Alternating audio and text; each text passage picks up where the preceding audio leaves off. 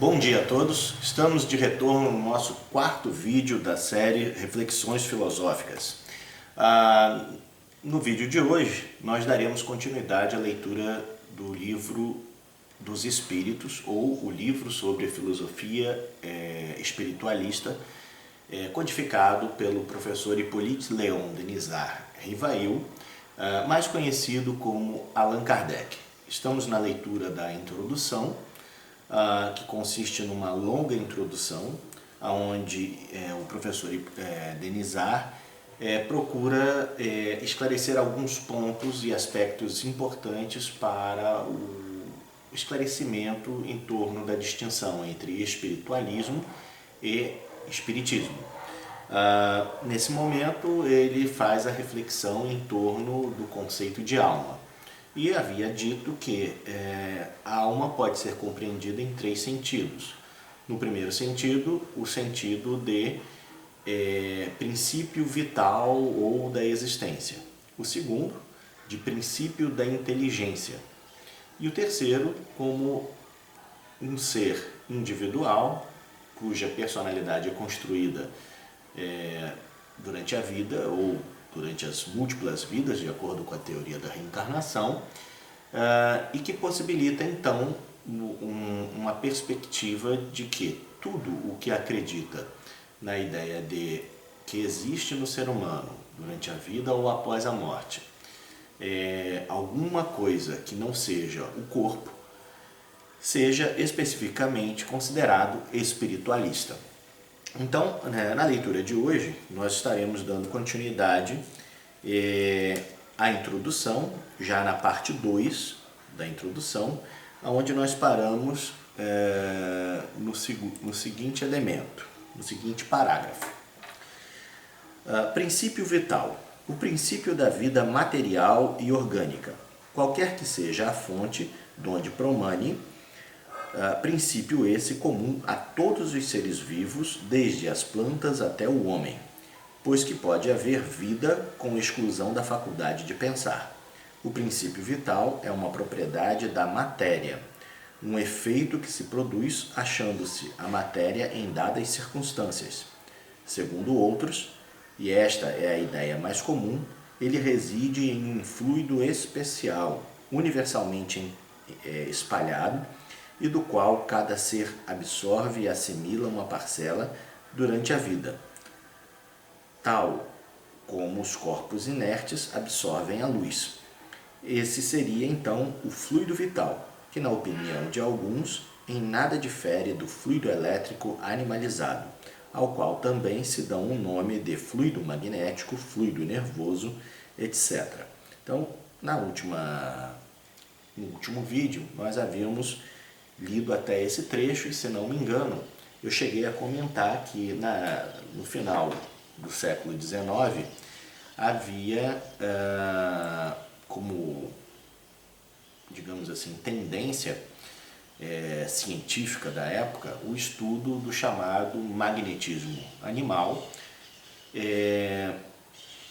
ou magnetismo humano, quando aplicado exclusivamente à pesquisa ao ser humano, e que um dos seus desdobramentos mais conhecidos e reconhecidos pela academia científica contemporaneamente é o mesmerismo ou o hipnotismo. E que naquela época o Kardec, ou o professor Rivail, ele era estudioso do magnetismo animal, tanto que quando ele ouviu falar dos fenômenos das mesas girantes ou dançantes, a primeira hipótese, excluindo a questão do embuste, da falsificação do fenômeno propriamente dito, seria atribuir ao fluido magnético ou fluido animal humano essa característica. Então, nessa digressão em que o professor Hippolyte está desenvolvendo e analisando o conceito de alma, numa das acepções, a alma se referiria ao fluido vital, que seria uma propriedade da matéria que, nos seres orgânicos, permite maior ou menor vitalidade, maior ou menor saúde, e que, conforme a sua equilibração ao longo da vida, Isso garante bem-estar ou mal-estar, vida ou morte, aquele que o possui. E que, se eu não me engano, na última gravação, nós mencionamos inclusive que o nome pelo qual ele é mais conhecido hoje em dia, no mundo como um todo, é como bioenergia. Em alguns lugares da Europa, por exemplo, ele é utilizado como terapêutica. Na China e nos países do Oriente, Extremo Oriente no caso, eles são usados multimilenarmente, há quase mais de 5.000 anos, na própria medicina chinesa, no caso chamado de Qi, naquela equilibração do Yang e do Yin.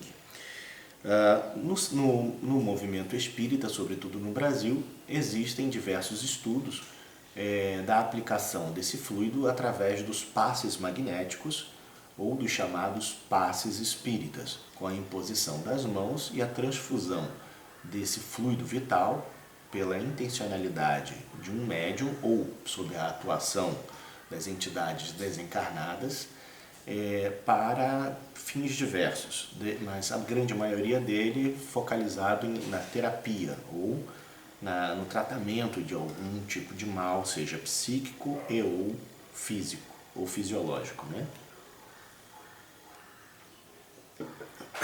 Bom, continuando. Seja como for, um fato há que ninguém ousaria contestar, pois que resulta da observação. É que os seres orgânicos têm em si uma força íntima, que determina o fenômeno da vida. Enquanto essa força existe, que a vida material é comum a todos os seres orgânicos e independe da inteligência e do pensamento, que a inteligência e o pensamento são faculdades próprias de certas espécies orgânicas. Finalmente, que entre as espécies orgânicas dotadas de inteligência e de pensamento, há uma dotada também de um senso moral especial, que lhe dá incontestável superioridade sobre as outras, a espécie humana. Então, novamente, como a gente havia mencionado em outros vídeos, o professor Rivail vem de uma linha filosófica francesa, conhecida como cartesiana, relativa ao filósofo francês René Descartes, que além de dualista, acreditando que a vida humana ela se divide entre res extensa e res cognitio, ou seja, a coisa extensa e a coisa pensante, ele também acredita que o ser humano é um ser especial, não só dotado de vitalidade como todos os seres orgânicos da natureza, mas dotado, além de inteligência e linguagem, também de um senso moral especial que lhe atribuiria uma distinção, digamos, na natureza em relação aos demais seres. É claro que a gente está numa perspectiva de que só existe a vida na Terra, até esse momento da reflexão, que a vida humana e a sociedade humana, em suas múltiplas variantes antropológicas e sociológicas, está no auge da cadeia alimentar da natureza e que o ser humano é capaz de desenvolver, pela razão, um estado de vida saudável, elevado e altamente tecnológico, regrado pela moral ou pela ética, que seria a ciência da moral em última instância. Bom, nós vamos ver que ao longo do livro essa concepção ela é ampliada, mas ela traz alguns problemas, isso sem contar a própria possibilidade da existência de vida em outros mundos, que matematicamente é muito, muito substancial. Continuando a leitura. Concede-se que, com uma acepção múltipla, o termo alma não exclui o materialismo, nem o panteísmo. O próprio espiritualismo pode entender a alma de acordo com uma ou outra das duas primeiras definições, sem prejuízo do ser imaterial distinto, a que então dará um nome qualquer. Assim, aquela palavra não representa uma opinião, é um proteu que cada um ajeita a seu bel prazer. Daí tantas disputas intermináveis. E da onde a importância que o professor Hippolyte dá à qualificação sobre o que estamos conversando e em que sentido é compreendido. Continuando. Evitar-se-ia igualmente a confusão, embora usando-se do termo alma, nos três casos, desde que se lhe acrescentasse um qualificativo especificando o ponto de vista em que se está colocado ou a aplicação que se faz da palavra. Esta teria, então, um caráter genérico, designando ao mesmo tempo o princípio da vida material, o da inteligência e o do senso moral, que se distinguiriam mediante um atributo como os gases. Por exemplo, que se distinguem aditando-se ao termo genérico as palavras hidrogênio, oxigênio ou azoto. Poder-se-ia assim dizer, e talvez fosse o melhor, a alma vital indicando o princípio da vida material, a alma intelectual o princípio da inteligência e a alma espírita o da nossa individualidade após a morte. Como se vê, tudo isto não passa de uma questão de palavras, mas questão muito importante quando se trata de nos fazermos entendidos. De conformidade com essa maneira de falar, a alma vital seria comum a todos os seres orgânicos, plantas, animais e homens. A alma intelectual pertenceria aos animais e aos homens, e a alma espírita somente ao homem. Bom, acredito que esse trecho está bem autoexplicativo, né? De acordo com uma designação mais clara para um bom entendimento de todos, seria possível, utilizando-se do termo ou do conceito alma, especificar o fenômeno ao qual está sendo dirigida a fala ou a reflexão. Julgamos dever insistir nestas explicações pela razão de que a doutrina espírita repousa naturalmente sobre a existência, em nós, de um ser independente da matéria e que sobrevive ao corpo. A palavra alma, tendo que aparecer com frequência no curso desta obra, cumpria fixássemos bem o sentido que lhe atribuímos, a fim de evitarmos qualquer engano. Passemos agora ao objeto principal desta instrução preliminar. Outro ponto que nós havíamos mencionado num outro vídeo, o segundo ou terceiro, é também a partir da onde o professor Rivail se coloca filosoficamente dentro da perspectiva cartesiana da relação corpo e alma, né? Então, ele ainda, neste momento da obra, tem como princípio pacífico a ideia de que a alma humana que sobrevive ao fenômeno da morte é distinta da matéria que compõe a corporalidade do seu corpo sensorial ou físico. Nós já vimos que hoje em dia, diante da perspectiva da física quântica e da própria física newtoniana, é quase impossível a gente considerar no universo a existência de algo que não seja material. O que, por outro lado, não significa a inexistência de algo que tenha uma distinção significativa entre aquilo que a gente observa enquanto cadáver, ou como um corpo físico de qualquer natureza, e algo que, a despeito desse corpo, sobrevive ao fenômeno da morte, né, e que apresenta certas propriedades, certas qualidades.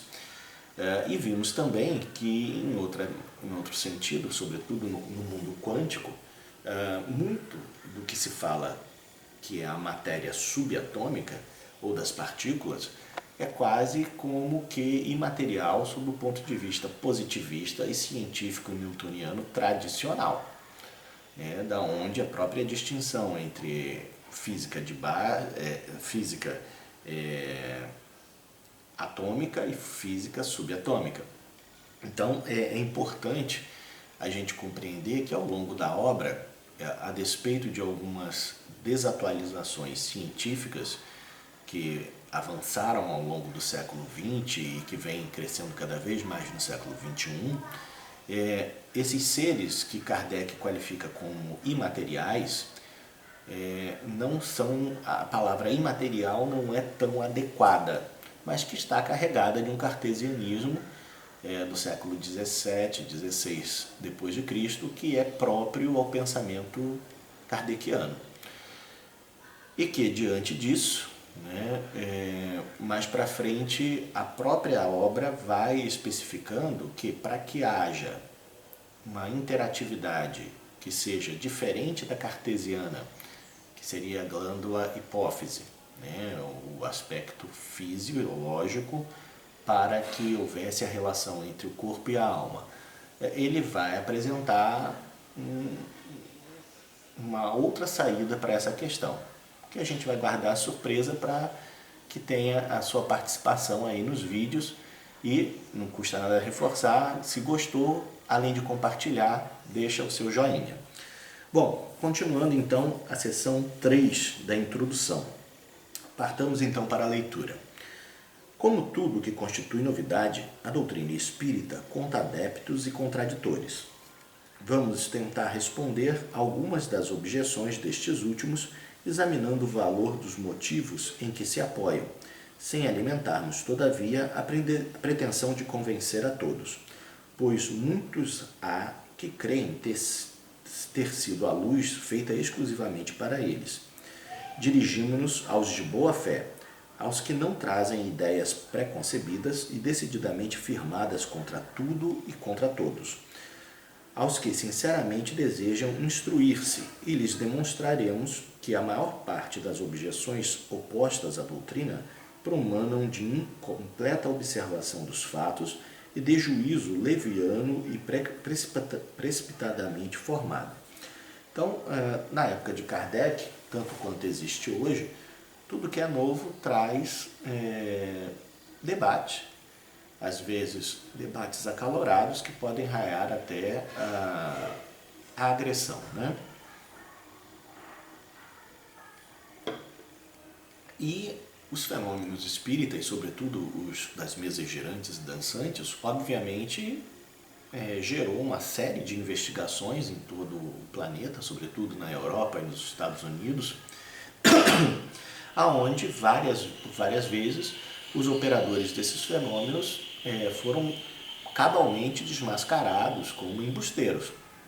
Então, além de ter um caráter discutível, os fenômenos são também propensos a serem falsificados e pessoas mal intencionadas explorarem isso.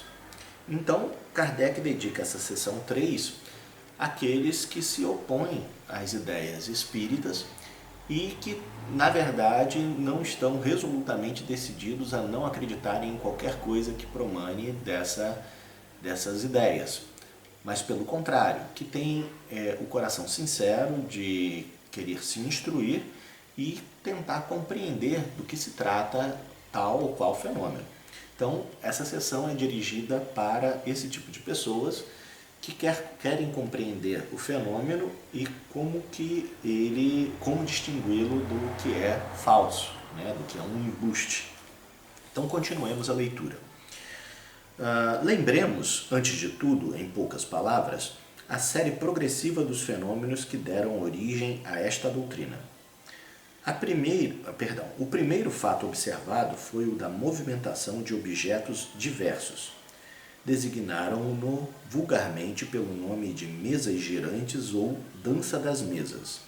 Este fenômeno, que parece ter sido notado primeiramente na América, ou melhor, que se repetiu nesse país, porquanto a história prova que ele remonta à mais alta antiguidade, se produziu rodeado de circunstâncias estranhas, tais como ruídos insólidos, pancadas sem nenhuma causa ostensiva.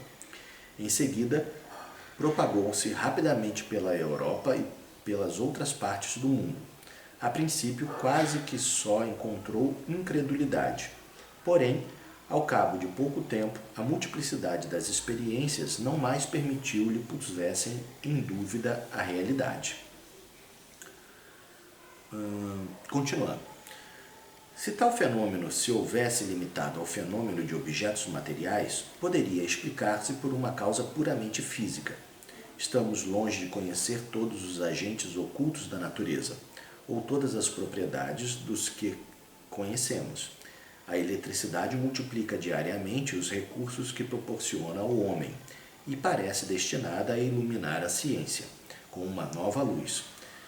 Só lembrando, nós estamos falando de uma obra codificada em 1857, portanto coligida todo o seu material ao longo da última década, 1840 a 1857, só o campo da física, denominado Estudos sobre a Eletricidade, de 1857 até 1920 ou 30, já tinha sofrido duas modificações no seu corpo científico, no seu corpo teórico sobre os fenômenos. E, se eu não me engano, após o próprio aprofundamento da física quântica e da relatividade, vem sofrendo atualizações constantemente, como todos os elementos da natureza. Então, o professor Rivail aqui está só ressaltando como que é o funcionamento da própria ciência. Além de nós não conhecermos tudo a respeito de todos os fenômenos, existem coisas ainda completamente ignoradas e que, portanto, precisam de uma investigação séria e metódica. Continuando a leitura. Nada de impossível haveria, portanto, em que a eletricidade modificada por certas circunstâncias ou qualquer outro agente desconhecido fosse a causa dos movimentos observados. O fato de que a reunião de muitas pessoas aumenta a potencialidade da ação parecia vir ao apoio dessa teoria, visto poder-se considerar o conjunto dos assistentes como uma pilha múltipla, com o seu potencial na razão direta do número dos elementos. Aqui se remete então o professor Rivail, novamente, aos estudos sobre o magnetismo animal, em que o aumento da quantidade dos participantes concedia maior energia ao operador que desenvolvia o fenômeno. O mesmo se dava com o fenômeno das mesas girantes ou dançantes. O movimento circular nada apresentava de extraordinário. Está na natureza. Todos os astros se movem em curvas elipsoides. Portanto, pois ter ali, em ponto menor, um reflexo do movimento geral do universo, ou, melhor, uma causa até então desconhecida, produzindo acidentalmente, com pequenos objetos em dadas condições, uma corrente análoga a que impele os mundos. Então essa seria uma outra teoria, ou seja, as coisas giravam e se movimentavam em escala menor como uma espécie de reflexão da própria gravidade ou das forças de atração dos mundos. Era uma hipótese também explicativa levada a efeito na época. Mas o movimento nem sempre era circular. Muitas vezes era brusco e desordenado, sendo o objeto violentamente sacudido, derribado, levado numa direção qualquer e, contrariamente a todas as leis da estática, levantado e mantido em suspensão. Ou seja, a teoria do reflexo do movimento orbital ou do movimento estelar se botou por terra a partir do momento que os fenômenos muitas vezes não obedeciam a essa circularidade elipsal e, ao mesmo tempo, apresentavam comportamentos diferenciados, bruscos, até violentos. Continuando. Ainda aqui, nada havia que se não pudesse explicar pela ação de um agente físico invisível. Não vemos a eletricidade deitar por terra edifícios? Desarraigar árvores, atirar longe os mais pesados corpos, atraí-los ou repeli-los? Novamente, a remissão aos fenômenos elétricos de física. Os ruídos insólitos, as pancadas, ainda que não fossem um dos efeitos ordinários da dilatação da matéria, ou de qualquer outra causa acidental, podiam, muito bem, ser produzidos pela acumulação de um fluido oculto. A eletricidade não produz formidáveis ruídos? novamente, a teoria do efeito elétrico, né, e de como isso poderia vir a explicar os fenômenos das mesas girantes ou dançantes. Até aí, como se vê, tudo pode caber no domínio dos fatos puramente físicos e fisiológicos. Sem sair desse âmbito de ideias, já ali havia, no entanto, matéria para estudos sérios e dignos de prender a atenção dos sábios. Por que assim não aconteceu? Então, Hippolyte levanta a questão. Sem atribuir qualquer fenômeno a um ser, a uma inteligência extracorpórea ou sobrevivente à morte. Só os movimentos e os efeitos físicos decorrentes do fenômeno já eram suficientes para estimular uma investigação científica séria. No entanto, isso não aconteceu. A academia científica, pelo menos em um dos países de conhecimento do professor Rivail, se manifestou a respeito de tentar compreender esses estudos, ou pelo menos esses fenômenos. É penoso dizê-lo, mas o fato deriva de causas que provam, entre mil outros semelhantes, a leviandade do espírito humano, a vulgaridade do objeto principal que serviu de base às primeiras experiências não foi alheias à indiferença dos sábios. Que influência não tem tido, muitas vezes, uma palavra sobre as coisas mais graves? Bom, quem vive no Brasil, no século XXI, ano de 2021, sabe o quanto que autoridades, no gozo da credibilidade pública de que dispõem, se posicionam a favor ou contra um determinado fenômeno, o quanto que isso leva multidões a um comportamento às vezes perigoso, se não mortal. A mesma coisa Kardec está falando. Na época em que os fenômenos das mesas girantes e dançantes teve início, muitos sábios não se interessaram pelo assunto ou simplesmente rotularam ele preconceituosamente e não foram investigar. A mesma coisa continua acontecendo até hoje. Haja vista, né, tudo que vemos observando e vivenciando no Brasil no ano de 2020 e 2021. Continuando a leitura. Sem atenderem a que o movimento podia ser impresso a um objeto qualquer, a ideia das mesas prevaleceu.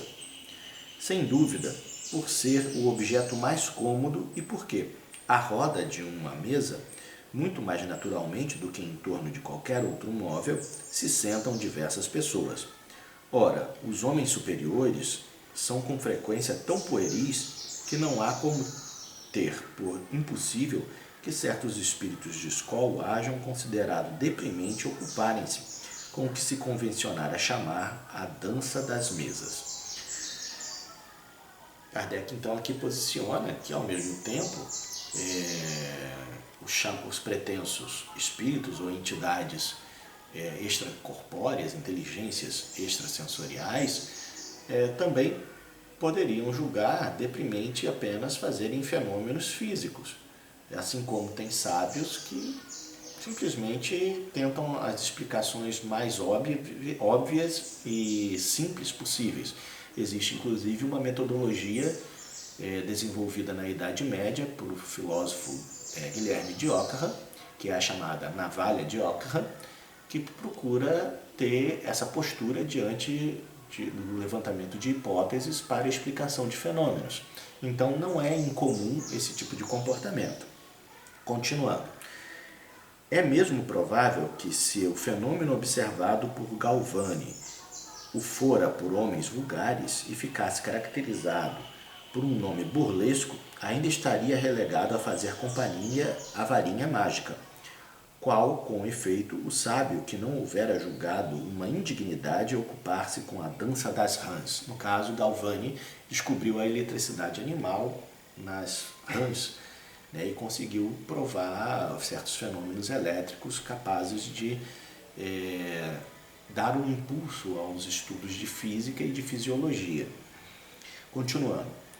Alguns, entretanto, muito modestos para convirem em que poderia dar-se não lhes ter ainda a natureza dito a última palavra, quiseram ver, para a tranquilidade de suas consciências. Mas aconteceu que o fenômeno nem sempre lhes correspondeu à expectativa e, do fato de não se haver produzido constantemente à vontade deles e segundo a maneira de se comportarem na experimentação, concluíram pela negativa. Malgrado, porém, ao que decretaram as mesas, pois que há mesas, continuam a girar e podemos dizer com Galileu, todavia elas se movem. Acrescentaremos que os fatos se multiplicaram de tal modo que desfrutam hoje do direito de cidade, não mais se cogitando senão deles achar uma explicação racional. Então, a despeito das posturas que os sábios tinham, né, o fenômeno continuou acontecendo e se popularizando, porque uma vez que não tinha um tratamento científico, metódico, investigativo para explicar racionalmente o processo, as pessoas que tinham acesso a operadores que desenvolviam o fenômeno achavam curioso e se divertiam. Então, segundo relatos da época, o fenômeno das mesas girantes e dançantes era popular, era de conhecimento geral. Contra a realidade do fenômeno, poder-se-ia induzir alguma coisa da circunstância de ele não se produzir de modo sempre idêntico, conformemente à vontade e às exigências do observador? Os fenômenos de eletricidade e de química não são subordinados a certas condições? Será lícito negá-los porque não se produzem fora dessas condições? Que há, pois, de surpreendente em que o fenômeno do movimento dos objetos pelo fluido humano também se ache sujeito a determinadas condições e deixe de se produzir quando o observador, colocando-se no seu ponto de vista, pretende fazê-lo seguir a marcha que caprichosamente lhe imponha, ou queira sujeitá-lo às leis dos fenômenos conhecidos, sem considerar que para fatos novos pode e deve haver novas leis. Então é aquela história. Não é porque se estabelece um conjunto de passos metodológicos para se avaliar um determinado experimento, um determinado fenômeno, que aquele fenômeno, sobretudo fenômenos novos, vão se enquadrar dentro dessas perspectivas.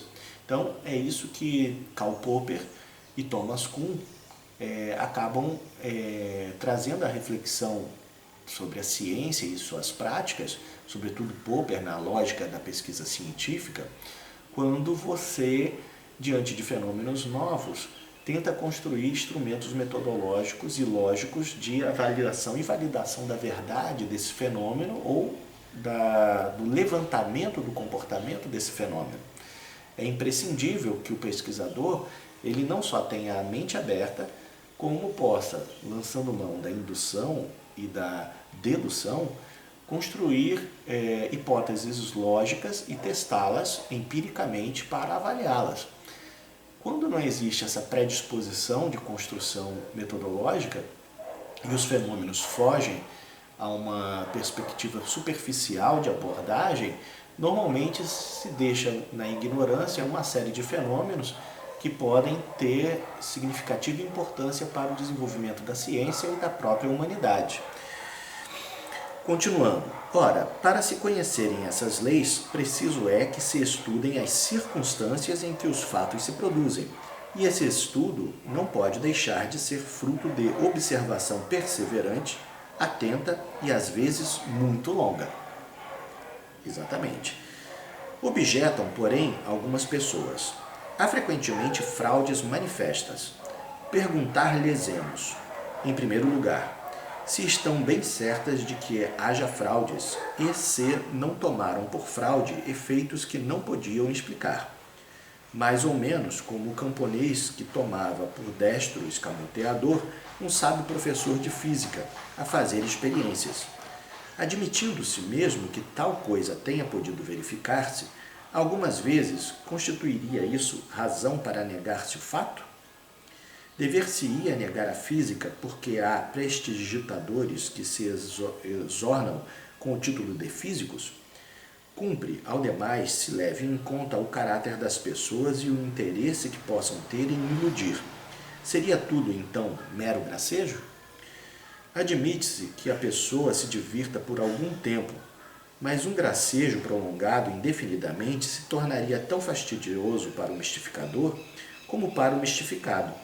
Acresce que, numa mistificação que se propaga de um extremo a outro do mundo, e por entre as mais austeras, veneráveis e esclarecidas personalidades, qualquer coisa há, com certeza, tão extraordinária, pelo menos, quanto o próprio fenômeno. Ou seja, qual é o objetivo das pessoas que estão querendo iludir com este fenômeno? O que elas ganham com isso? E quando essas pessoas são pessoas com reconhecimento acadêmico, social, político, extremas. E ao mesmo tempo, como coloca o professor Hippolyte, quando não se há ganho algum com isso, por que pessoas que produzem e pessoas que consomem esse fenômeno continuam fazendo? São questões que ficam e que Kardec põe a reflexão para que os que se opõem aos fenômenos espíritas e às ideias espíritas reflitam e, ao mesmo tempo, auxiliam a gente na construção de metodologias para a averiguação do próprio fenômeno. Pessoal, vamos terminar por hoje o vídeo dessa semana, agradecendo a atenção de vocês. Peço que, se gostarem, divulguem, né, junto à sua rede de contatos e, se possível, também dê o seu joinha para colaborar com o canal. Na próxima semana daremos continuidade. Muito obrigado a todos e tenham um excelente dia.